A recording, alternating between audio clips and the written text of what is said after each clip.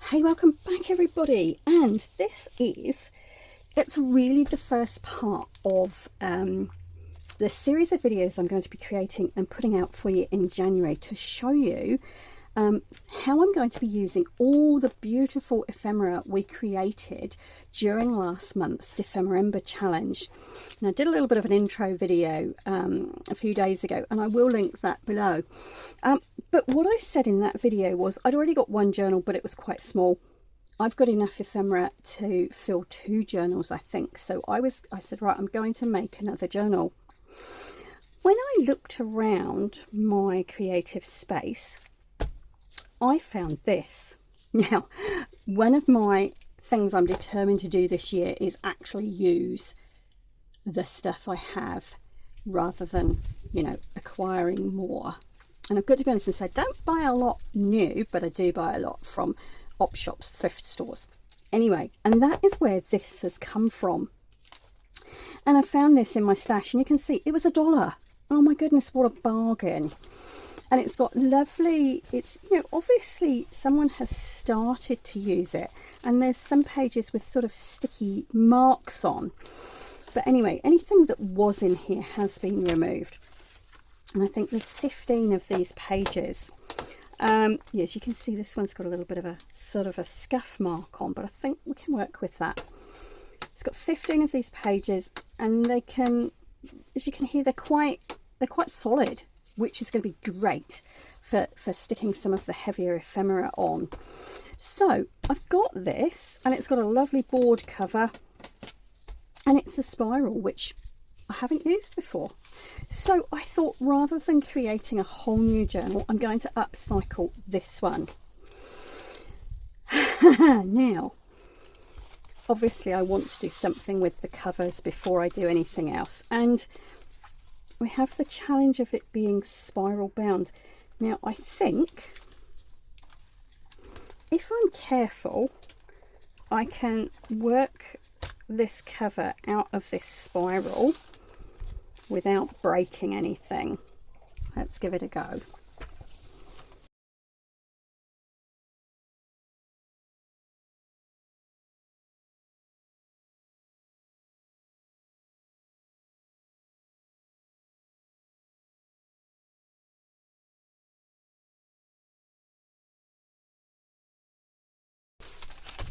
Okay, that was actually a bit easier than I thought. They've come out really nicely. So I'm going to put these pages aside for now, and I'm going to cover these. Now, what I also have is this bundle of fabric, and if you watched my videos for Dephemerember, you will probably have seen me using this. And this, I think, is called a jelly roll in quilting. And this came to me with a lot of other material when an aunt passed away. It wasn't last year now, it was 2004. And I started using this in my Dephemerember challenge, and I suddenly realised when I saw the edges of a couple of these pieces that at least some of this, if not all, is a Tim Holtz design. So there you go. So I have all this lovely fabric still, and as I said before, in my last video, I'd like things to coordinate. Here we go. Tim Holtz, and I think it was Elements, this one. I'm pretty sure this is the same. This was Stamps. Anyway, look, I've got all this gorgeous fabric, but obviously these pieces are not big enough in themselves to cover these. So my thinking, sometimes my ideas work and sometimes they don't. What have I done with it? Oh, bear with me. Here we go. I've got this calico, which is lovely and strong. What I'm thinking is that if I cut a piece of the calico a little bit bigger than each of the covers, I can then cut that lovely fabric up and create a sort of a collage design, really, and stitch it all down. Does that make sense? All right, let's see. Okay, so I've cut these two pieces, and as you will see, they are probably, well, let's have a look, inch and a half, yeah, inch and a quarter, yeah, so sort of, yeah, about an inch and a quarter bigger than the covers all the way round. And my idea is to decorate them, and then I can fold them in like this and attach them to the covers, and then cover here. Now obviously I've got to have these holes in place again. I'll think about that when I get to it, but that's my plan. So I'm going to start cutting some of these pieces up and laying out and probably pinning a design on these two pieces. All right, so here we go. What I've done, using that material, I've literally collaged, as you would with paper, but using some of that lovely fabric. So I've started off with some bigger pieces in the background, and then I've added other bits, smaller pieces and focal points on. Now, as you can see, that's just pinned. So my next task is to take this to my sewing machine, and I'm going to add some quite a lot of stitching to keep all these pieces in the right place. So let's go and do that, and then we'll come back and see what it looks like. All right, that took a little bit more work than I thought, but actually I'm really pleased with the effect. As you can see, I've used a small zigzag, and I've gone round each piece that I've collaged on there, and yeah, I really quite like that effect. For now, I've left the ends of the cotton and bits and pieces like that. I'll make a decision later on as to whether to trim them off or not. So I did both pieces like that, and this one you will see I have just pinned onto the cover. Now I haven't cut the corners or anything yet, I was just pinning this to get an idea of the size. So this is going to be the outside of the journal, and this is going to be the inside. So what I've also done is cut a couple of squares from the same fabric that I used for the backing. It's like a cream calico, and again I have just zigzagged around the edge so that they don't fray too badly. And I've cut those to be the right size, to just overlap slightly when this is pulled tight and stuck down. This will then go over the top. Now that's all very well, but what I have to remember is that I've got these holes here which I need because they go on the ring binder. So sorry about my arm. I have to think of a way of making sure that I get those holes in the right place. Now I can feel them actually through the fabric quite easily, so I think I might stick this down and then recreate those holes. So just to show you, I'm going to unpin it. I've got the board cover reasonably centered. It doesn't, as long as it's roundabout, I'm not going to measure millimeter for millimeter. But what I am going to do is to take away some of the bulk of these corners. Oh, or shall I just fold it like that? I was going to cut this piece off actually, but the other way to do corners, if you don't want to cut it off, is to fold the triangle up like that and then fold these sides in. Now when you're working with corners like this, the advantage of doing it like that is that you don't get any gaps I'll do it like that and you'll see what I mean. Sometimes I find, and it might be my inaccurate cutting, but sometimes I find when you cut the corner, you get some gaps. The other thing about doing this is that I don't have to worry about anything fraying, which if I'd cut across here may happen. So I want to have a very quick look. Yeah, I think this, I'm going to have this one as my back. And let's do the same with this one. Roughly centered. Let's have a look.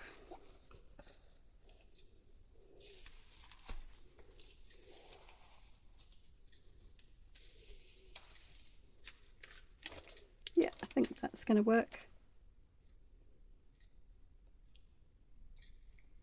Okay, let's do this one first. So I'm going to use, this is a silicone glue. I don't have Fabri-Tac, although I'm sure that would work. This is a silicone glue, which is really good for fabric. It does just take a little while to get it down to the nozzle. It's been standing up the other way. So I'm going to put a blob in the corner like that. And I'm going to pull the corner in.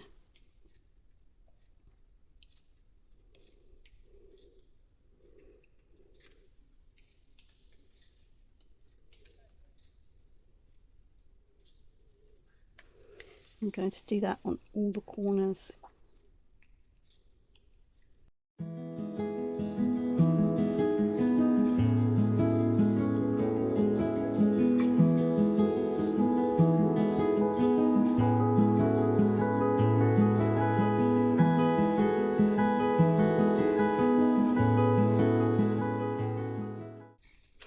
Alright, once you've done all four corners, then it's time to fold the sides in. Now, of course, this, if you have a really bulky material, this probably wouldn't work because you'd get too much bulk at the corners. But this is just cotton, or calico, yeah, cotton calico, so that's fine. So I'm just looking to see where I need glue.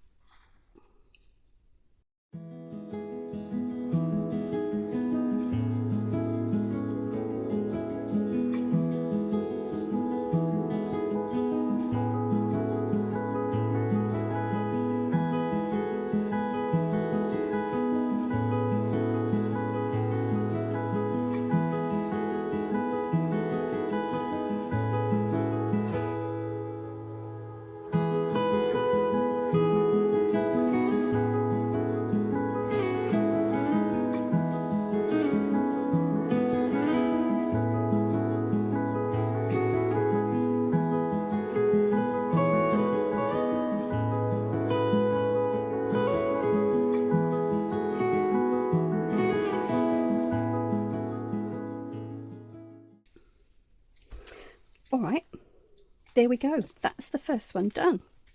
And you will notice that as I, when I glued the first side, I then went to the opposite side and I pulled it before I glued it to make sure that it was nice and taut and flat across that board cover. I'm glad I did the corners like that. I don't know whether it's how I cut them, but yeah, I didn't want these bits to show the board, so I'm quite pleased I did it like that. Right, let's take one of these. Now what should happen is that if I glue around the edge of this, that should just sit over there and cover all of those edges. Right, this might be tricky, we'll see.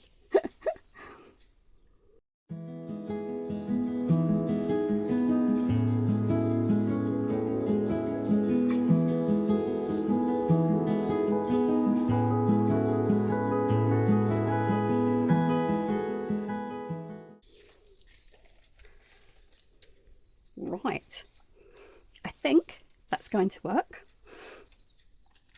The reason I didn't put glue in the middle was I didn't want to see glue marks on this. Does that make sense? So I just glued around the edge. If I'd glued across here in the middle, you would have been able to see that. Right, now I can feel where the holes are for the spine. So once this is completely dry, I'm going to come back and mark those holes. Whilst that's drying, I'm going to carry on and do the other one, and we'll come back and see what they look like when they're both done. Okay, so these have dried up completely now. There we go. And this is kind of what it's going to look like when it's done. But of course, what we need to do now is to remake the holes for these for this ring binder. So we've got 1, 2, 3, 4, 5 top and 5 at the bottom. So using this as a guide, I can feel, yeah, the top one is there. So I'm just going to aim for the middle, and I'm going to put a little dot like this on there. I'm going to come down. Now I have to say, I don't know whether this is going to work. It's I've not tried this before, because of course this is, you know, this is a book I'm upcycling, so it's all a bit experimental, but hey, that's the fun of it, isn't it?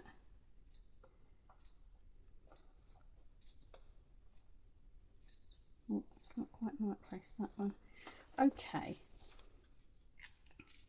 so what I'm hoping is that with those dots, I'm going to be able to go all the way through with my hole punch. Now I don't have a crocodile or anything like that. This is my hole punch, but I'm hoping, and with the dot and by feeling, that should just sit.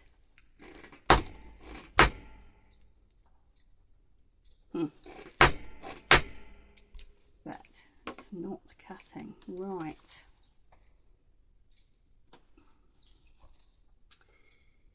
Okay, I think it's not cutting because it's not hitting the mat underneath. Okay, plan B, sharp pointy thing.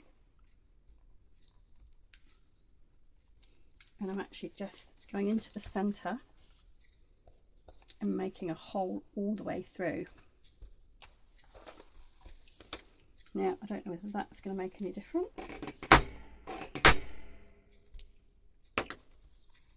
Nope. Okay, oh, it is starting to cut actually.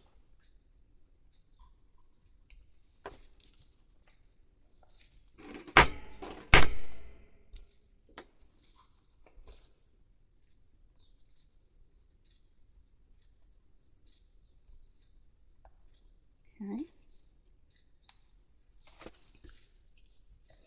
Now, of course, this first one is quite thick. It's going through a number of layers there because of that corner.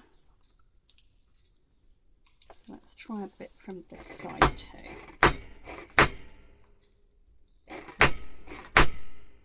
I'm sorry, this is really noisy, isn't it? Okay.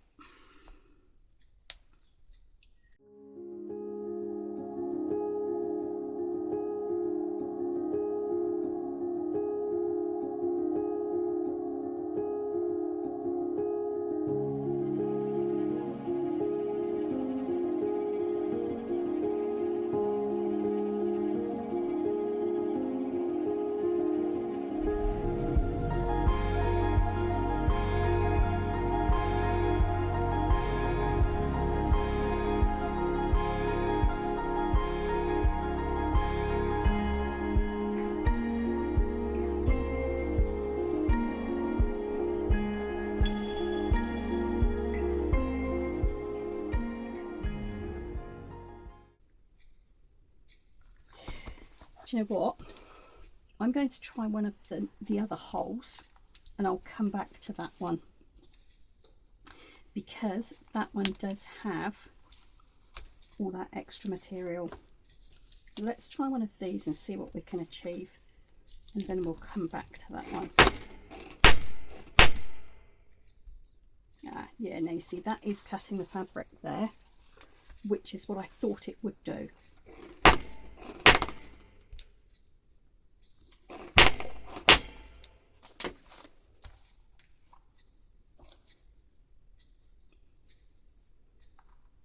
Yep. And like that green. Ooh, I don't know whether we're going to get a back on there, but let's try. And then I can do battle with that corner one in a minute.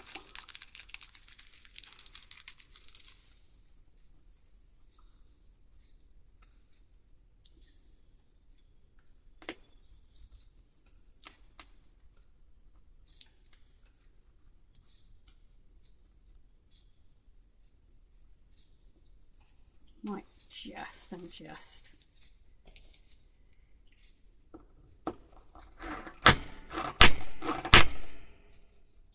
Oh yeah, there we go. Ah, now, before I do all of them, I will just figure out.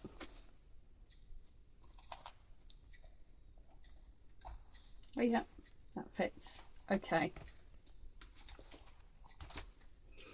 All right, look, this is a noisy process, as you can see, but I'm going to go up and do the other holes that I've marked, and I'll do that with the corner ones and see what we can do. Okay, with a little bit of perseverance,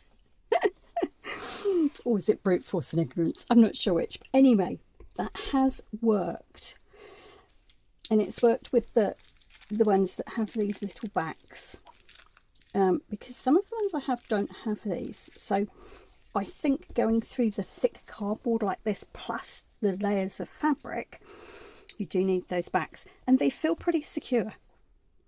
So what I did was I punched through the front and then turned it over and punched through the back, used my scissors and took out any little bits that were still in there, and then put the eyelets in. And I thought it'd be quite fun. I've used different colours to try and pick up some of the colours that are in my material. So I'm going to go and do the back and then I'll come back and we'll put the whole thing together. Okay, front and back done. Oh.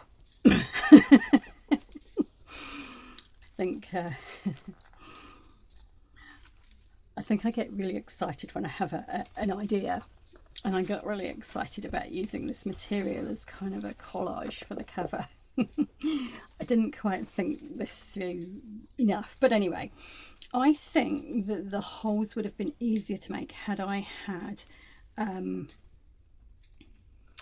maybe a crocodile or something else that made holes by pushing together, whereas mine, my hole punch relies on hitting against a hard surface. So I think a different tool may have been easier. That's what I was trying to say. Oh, there we go, that went through quite nicely, didn't it? Let's hope this one does as well. And then we can put that back in too. Ooh, so this is just a little bit fiddly, but I think that one. So you need 3 hands. Sorry, that might have been my head in the way there.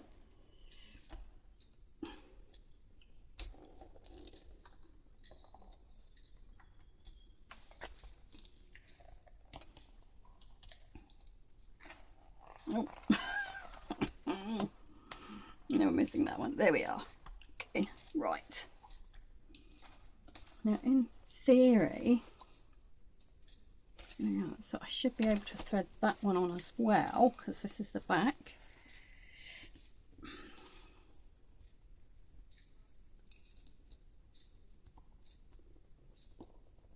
Yay, here's the top.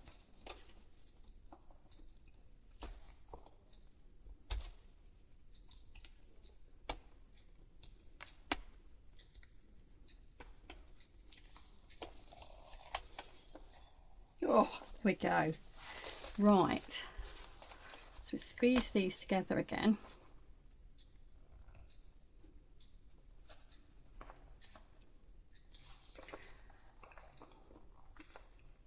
To make sure things don't come out.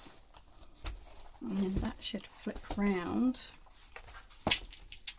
Okay, I obviously haven't got that quite right.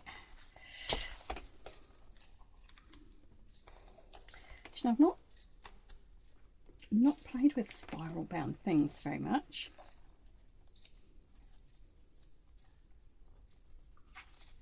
Let's have a look. What's stopping? Oh, okay.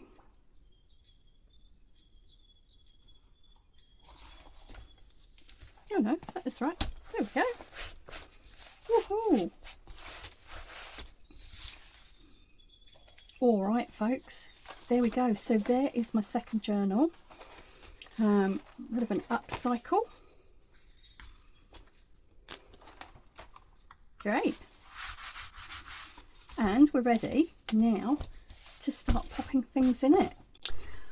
All right, so in my next video, I will be pulling this and my other dephemerember journal out and starting to collate some of that beautiful ephemera we made during the dephemerember challenge, and taking that next step of creating a couple of lovely journals with all of that, all those bits and pieces that we made.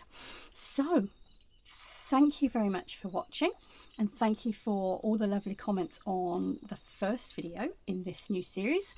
Do stay tuned. I'm hoping to have another video out midweek, and as I say, that's when we'll be starting to fill these two journals. So for now, stay safe, happy crafting, ka kite anō.